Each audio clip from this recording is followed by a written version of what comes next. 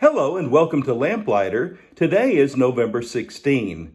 Today in our daily Bible reading, we see the time drawing ever closer for Jesus to make that trip to Calvary, to ultimately die crucified on a cross for the sins of the world.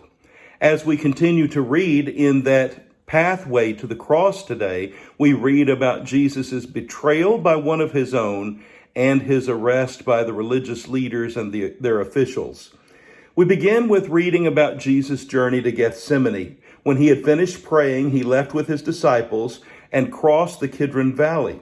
On the other side, there was an olive grove, and he and his disciples went into it.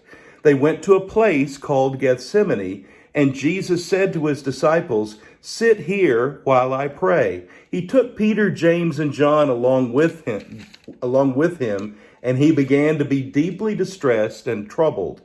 "My soul is overwhelmed with sorrow," he says, "to the very point of death. So stay here and keep watch." And so Peter, James, and John, as we often refer to as the innermost three, go a little bit farther with Jesus to stay closer to him. He withdrew about a stone's throw beyond them, knelt down, and prayed, and listened to his prayer. "Father, if you are willing, take this cup from me, yet not my will, but yours be done." An angel from heaven appeared to him and strengthened him. And being in anguish, he prayed more earnestly, and his sweat like drops of blood was falling to the ground. When he rose from prayer and went back to the disciples, he found them asleep.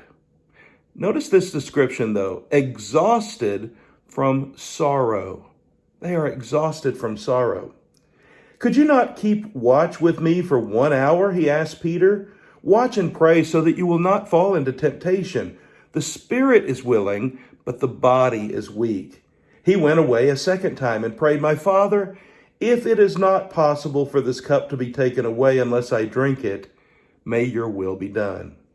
And when he came back, he again found them sleeping because their eyes were heavy. So he left them and went away once more and prayed the third time, praying the same thing.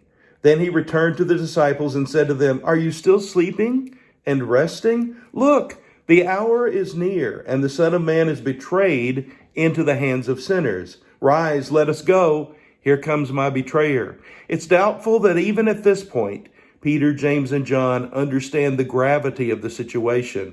They are so exhausted and they continue to fall asleep while waiting for Jesus to pray. But Jesus wakes them this third time and says, "Look, the moment is right now. Here comes my betrayer." Now Judas, who betrayed him, knew the place because Jesus had often met there with his disciples. So Judas came to the grove, guiding a detachment of soldiers and some officials from the chief priests and Pharisees.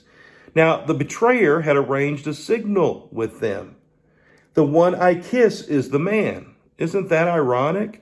"The one I kiss is the man. Arrest him and lead him away under guard."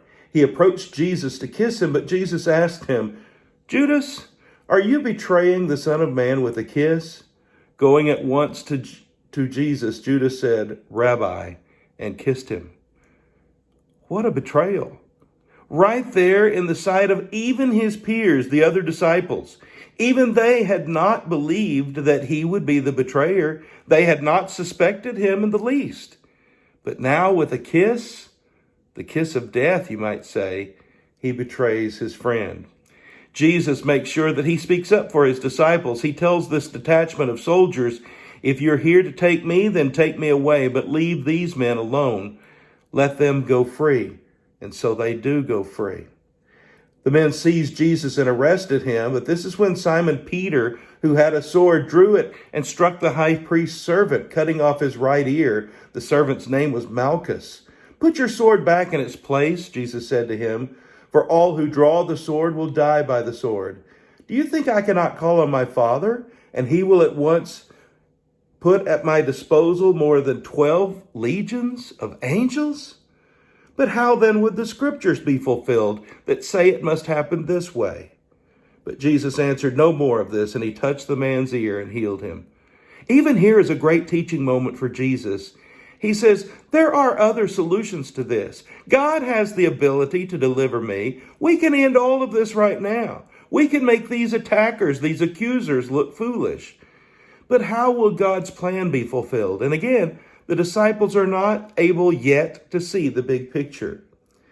Jesus chides those who are arresting him. He says, every day I was with you in the temple courts, and you did not lay a hand on me, but this is your hour now.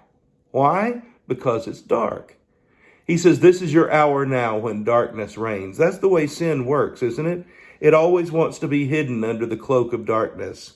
So the detachment of soldiers with the commander and the Jewish officials arrested Jesus.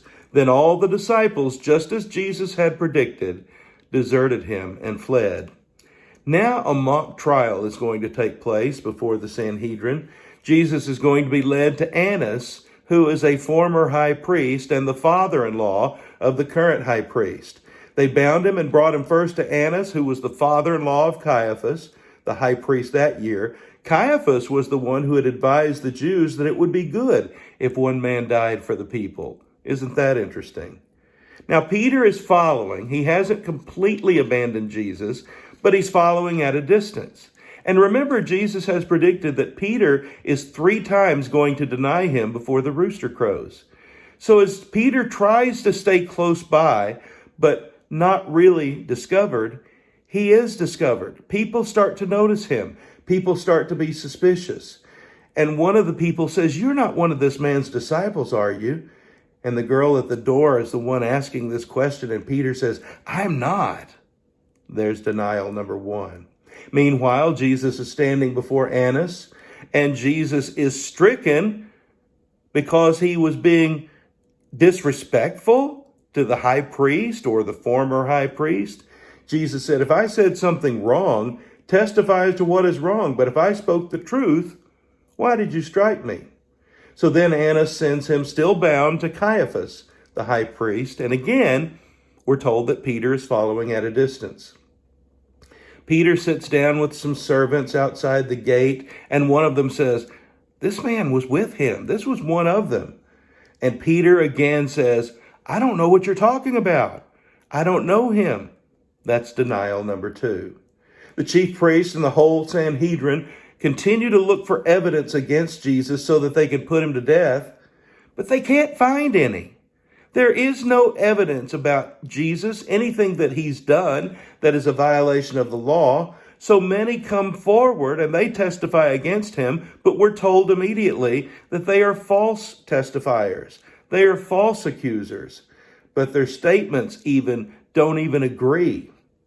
What is this testimony that these men are bringing against you? Jesus is asked, but he remained silent and gave no answer.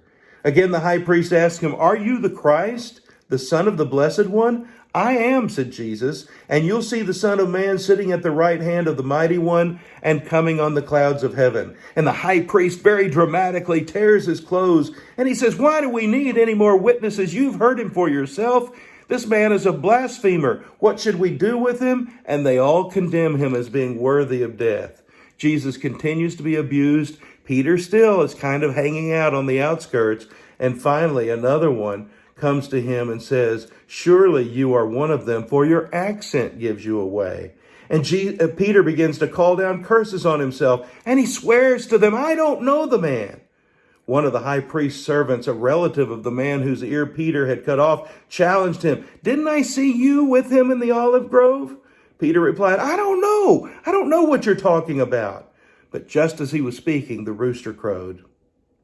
And I love this line given to us by Luke's gospel. When the rooster crows, when Peter denies Jesus the 3rd time, we read, the Lord turned and looked straight at Peter. And then Peter remembers his prophecy, and he goes out and weeps bitterly. We're told that Judas realizes what he has done, probably didn't realize it was going to lead ultimately to Jesus' death, and so he goes out and hangs himself. He throws the coins that were used for the betrayal back to the temple and hangs himself, ending his life. We see that that's kind of the end for Judas, a sad end for one who would turn his back on his friend. It's a sad time in the history of the world, but also a happy time. It's a time when salvation is right on the brink.